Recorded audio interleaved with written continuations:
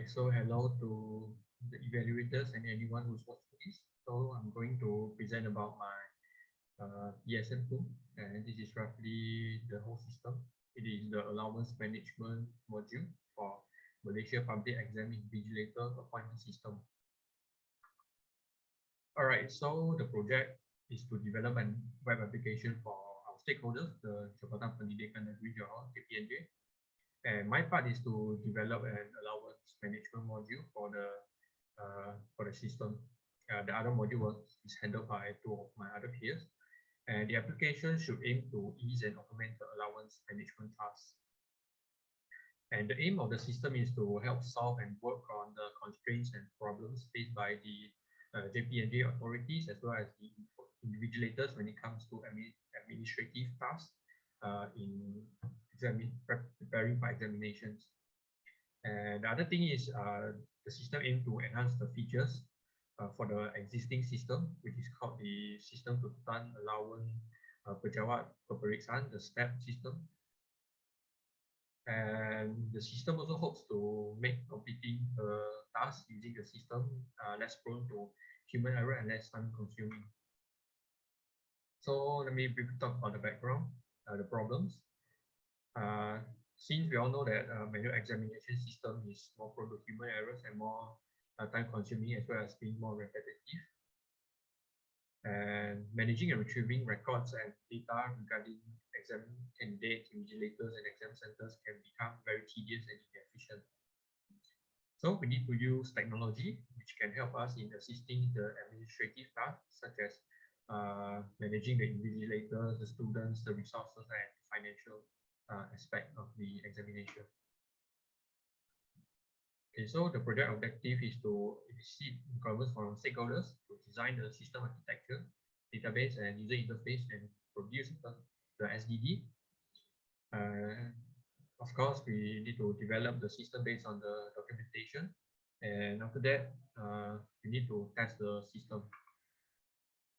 So here you can see on the right the interface of the existing system.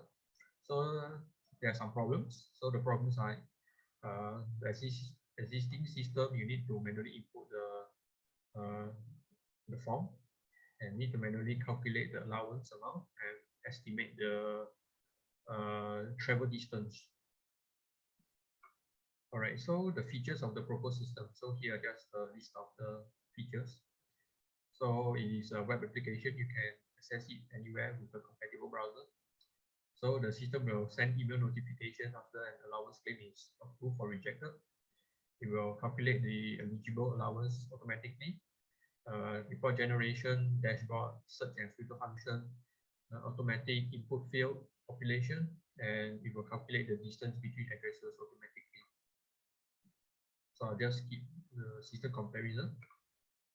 Okay, so the Airdrop methodology is chosen because it helps to react to changes easily when doing development, and it puts more emphasis on rapid development and usage with best fit with the need of the development. So requirement gathering. So for the PSM1, the requirements are gathered through the interview with the stakeholders, JPNJ through Google Meet, and we've given them a survey following the Cadence model. So here are the use cases. And here's the system architecture design, which is the MVC, because of its high reusability of components, easy code maintenance, and high decoupling. So let's go into the implementation part. So here's the database implementation. On the left here, you can see, if I can scroll, you can see here's the interface of the MongoDB Atlas collection, which is the database hosted on the cloud.